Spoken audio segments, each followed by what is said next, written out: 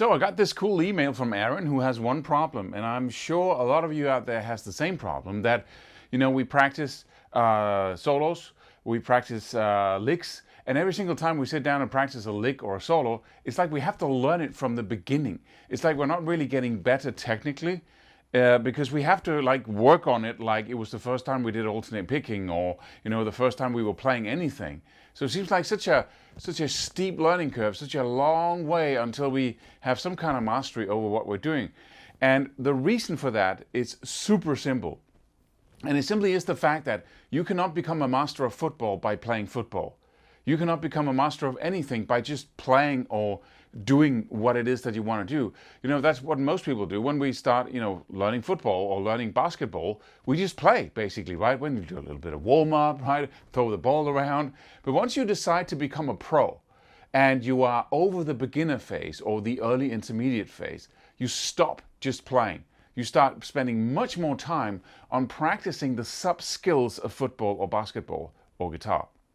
You start practicing every kick. You start doing, 3 throws, or, hitting the hoop, standing on the same point on the playing field thousands of times, the same shot thousands of times, right? And it seems like, hey, what are you doing? That doesn't look like fun, but it's the most fun, because now you're building superior skills.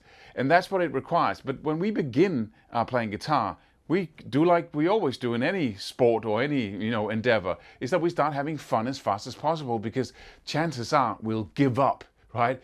So if it isn't fun and we're not playing an actual song, then it isn't, there's a risk of us giving up. So we make sure that we're having as much fun as humanly possible.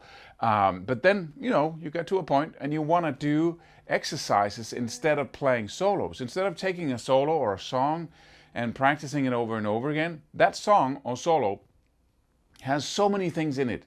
It becomes more and more complex as we get more and more skills. In the beginning, it's like 2 chords or 4 chords, right, and a simple strumming pattern. Then as we start soloing, then it's a nightmare. You got picking skills, you got hammer-on pull-offs, you got phrasing skills, sliding, bending, vibrato, all kinds of, pinch harmonics, little sweep picking patterns, a little bit of tapping, right? A little bit of trem work. All of these things, if we don't focus on them individually and, for an extended period of time, like a month, like 2 months, like 3 months, sometimes an entire year, where that's your main focus, right? One sub-skill, like alternate picking or like economy picking or phrasing, getting better at phrasing, then the brain cannot get the focus it needs in order for you to become extremely good at something. Because when you practice a whole solo or a song or anything else like that, you're basically using like 12, 20 different sub-skills of that, what you're doing. And so, but the only way to break through with every one of them and become really good at alternate picking or really good at economy picking or phrasing, and then being able to look at a song or a solo and then learn it, because you got all the stuff down, right? All you basically have to learn is where the notes are and in what order, right? That's what you need to learn. So you need to remember. You don't need to work on your technique.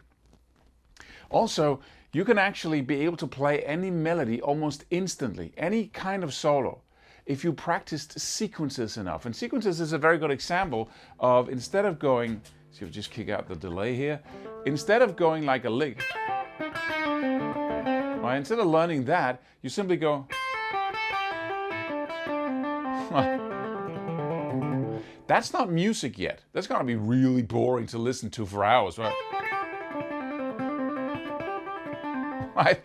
So it doesn't sound like music, but it's a building block of music in more than one way. First of all, it trains your fingers to go in a certain pattern, right? And this little pattern here might be part of thousands of licks, literally, right? So, and we can play all these thousands of licks without ever becoming very proficient and totally, mastery levels. Just, I can talk while I do it because it's a spasm in my hand now, right?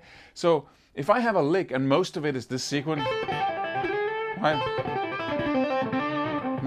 Then, I'm good, right? And so if I practiced a lot of different sequences, like, let me see,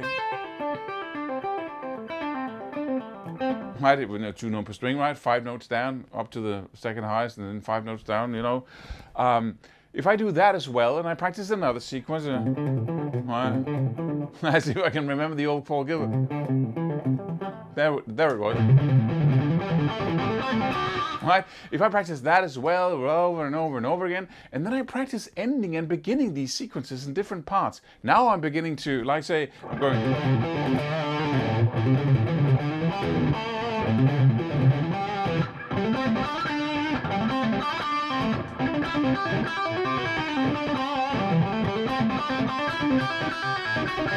Right? So I start playing around with it, ending, beginning that sequence, and then I'm mixing it around. So,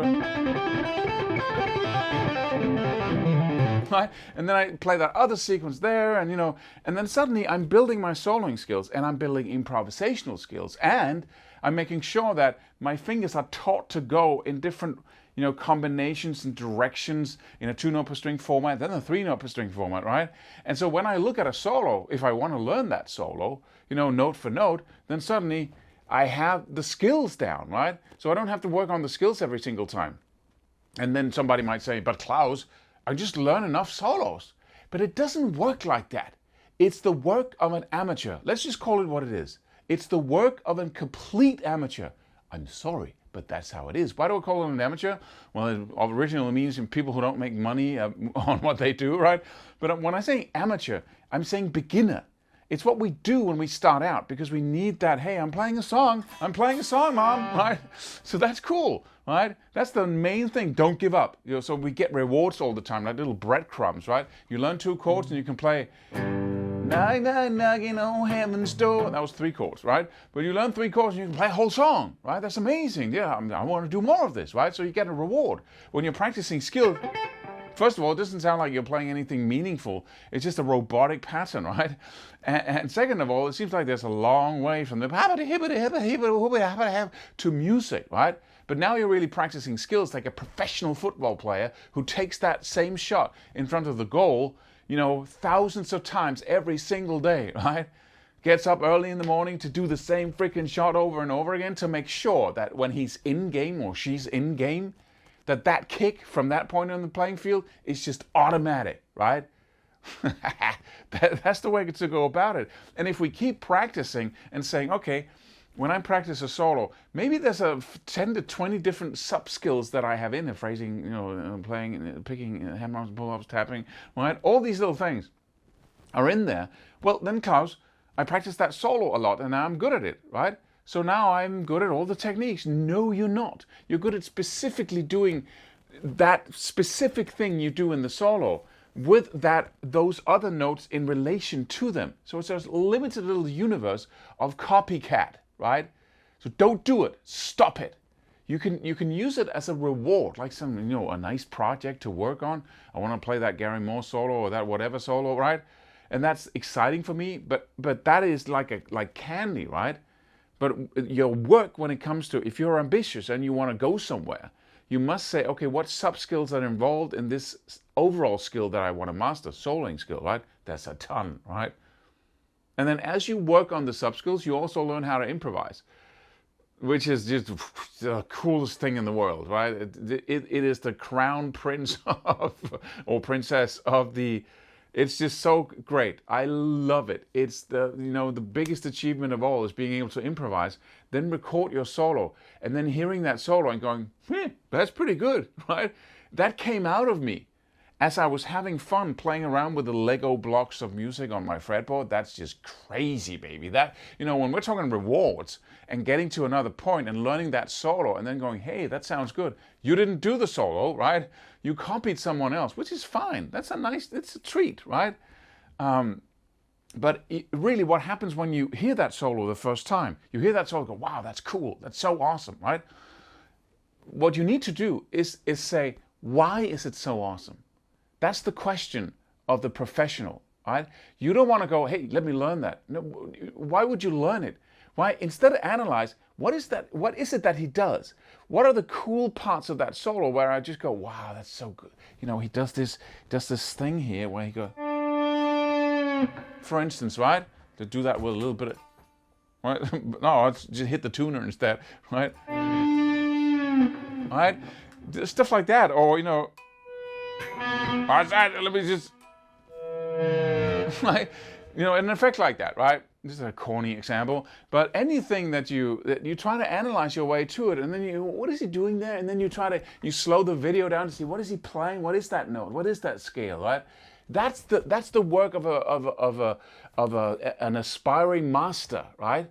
Instead of going, let me just copy what it is, because then you only see the surface, and now you're able to, like a classical musician, right? They look at notes on a sheet of paper, and then they play it. That's it. You need to operate and effectively play what's on that sheet of paper in the most, and then you can kind of interpret it and add your own flavor to it, but you're going to play the same darn notes that are on that piece of paper, right? That's what you do when you learn a solo. That's fine, but it's not rock and roll. It's not jazz. It's not improvisation. It's not fusion. It's not even pop playing. Right? You need to be able to go into that environment and play a really cool solo and know what's going on, right? And that's the next step for you. You don't want to stay in the beginner realm where we copy everything, we learn some stuff, and then we can play a song. It's destructive. Stop it.